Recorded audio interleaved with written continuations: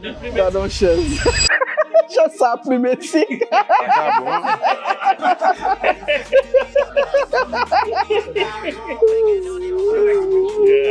Yon chèz plumetik.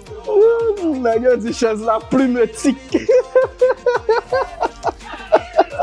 Allez, petit homme.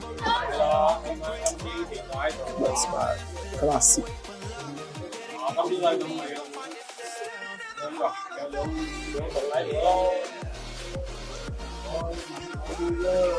It's bad. It's like a rock hard over.